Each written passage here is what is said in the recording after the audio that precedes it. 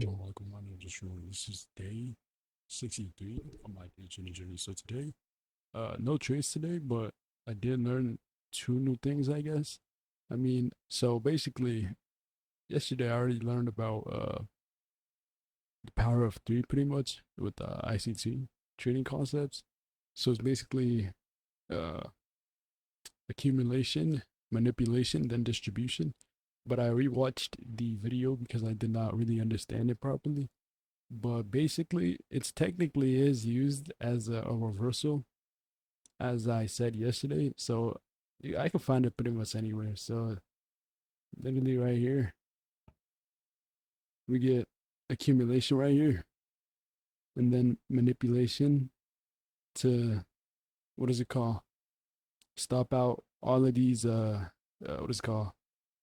Breakout buyers. So there's like this little range right here, and then you get a breakout, and then we enter the what is it called?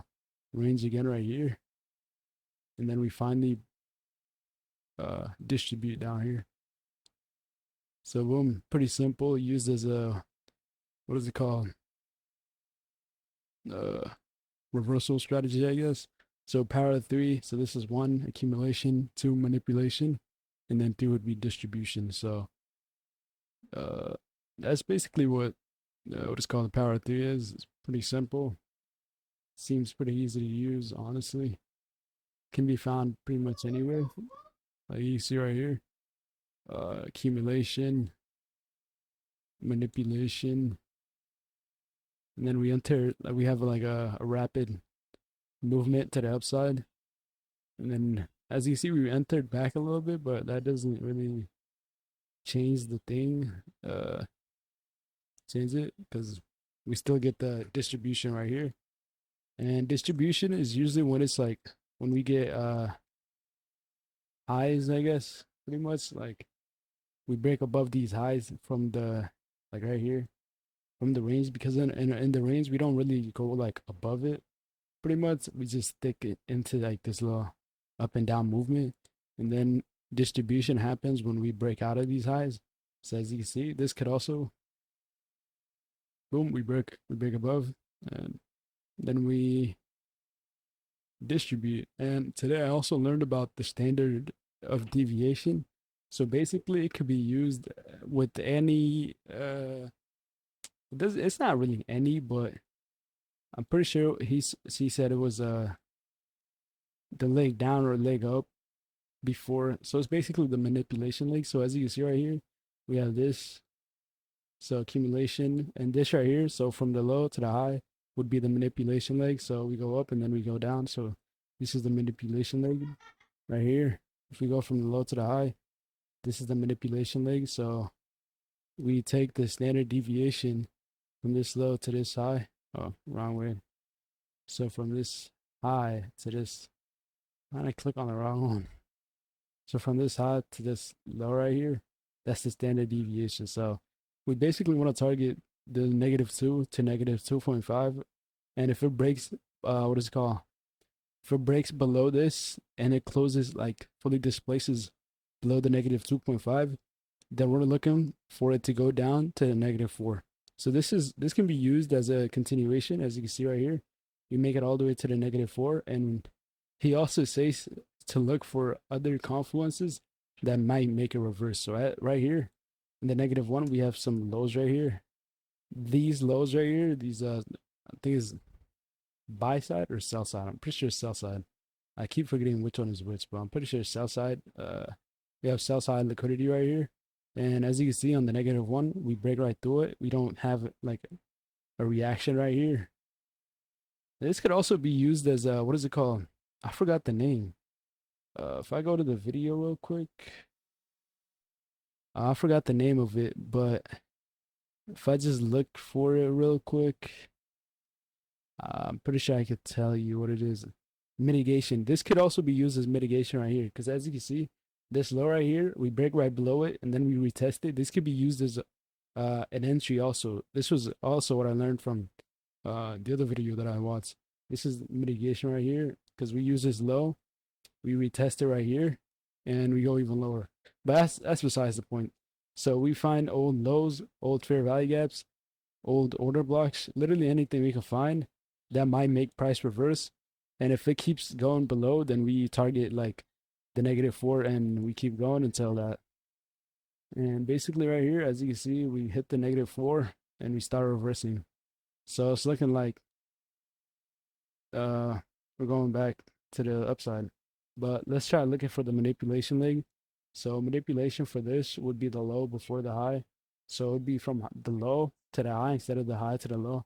So right here, we'd be going from right here. No, not there. It would be from, I'm pretty sure right here to this high. So as you can see, we have lots of highs right here. So if I go all H, all H, all H, let's create these highs. As you can see, these highs right here could cause a reversal in the, what is it called? In the standard deviation, pretty much. So in the -1 to -2, we could get a possible reversal back to the downside, but because of these highs right here, boom, we have this high from -2 to -2.5, and then we have another one from -2 to -4, and then we have like this one right here. So all of these highs right here could make us reverse back to the downside, because if liquidity is swept, that has a high chance of going back to the downside. And so today I didn't take any trades. So I'll basically go over like how I take a trade pretty much. So I'll just show you what like how I take a trade when I actually am gonna take a trade. So let me just show you. I go so basically first thing I do is go to the daily and look for the buys, right? So my buys like overall trend is bearish, right? As you can see, we're going down. And I go to the 4 hour and see what kind of trend we have. Also bearish. 1 hour should also be bearish. No, we broke out. It's not really gonna be that big of a breakout though. I'm not thinking it's gonna stay up because the 4 hour and daily are bearish. Then 1 hour is gonna be bearish at one point. So we go to the 15 minute instead of the 5, and then we look for a possible entry. So I would like this high right here to get swept and then start seeing some displacement to the downside. So let's see if that happens. What did I just do? Is that where we're at right now? Oh my god. That can't be where we're at. Let's go to BTCSD instead. Okay. Boom. And when I'm back testing, I don't like to see where I'm at currently. So I just go random. Alright, so let's quickly go over it. Daily bearish. So we broke out this 4 hour should also be bearish. Yep. 1 hour. Uh so we're still bearish on the 1 hour, even though like this shot right here. So we'll go down to the 5 minute. And then we'll look for a high to get swept. So we're looking for this high to get swept. And it does. So now I'm looking for price to start going back to the downside. But it doesn't always happen. So we'll just see how it goes. Let's just see if we start getting some movement to the downside. Then, all right, so we broke out like on the 5 minute because we're overall already bearish, right? Daily 4 hour, 1 hour is already bearish. So right here, we already broke out. We're bearish on now.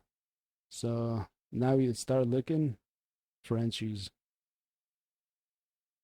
That was fast. But let's mark out pretty much all if the trade even still stays valid. So right here, we'd either want to enter off of this or this one, whichever one gets respected. So you go on the one. I don't want it to be too fast. So I mean, we are getting some new fair value gas, and these are getting disrespected. This one we could use as an entry right here, but it's too small. I wouldn't enter off of that. Let me see. Is there any up here that I could have entered off? So I could have entered off of this one right here, as you see. Uh, like as you can see, if I entered right here, that would have been the most optimal one because we already had the breakout right here, and then we go back down, work out, enter up here, and then uh take profit would be like right below here. So let's see.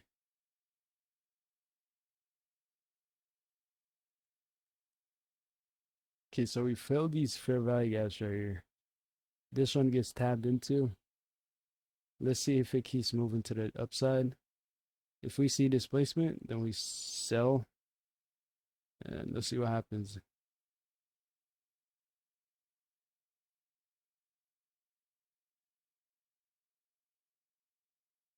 Okay, we go to fill the fair value gap once again.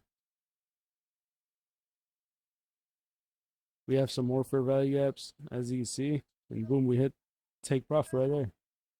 And that's basically how I try to take my trades, right? As you can see, this trade entry could have been better.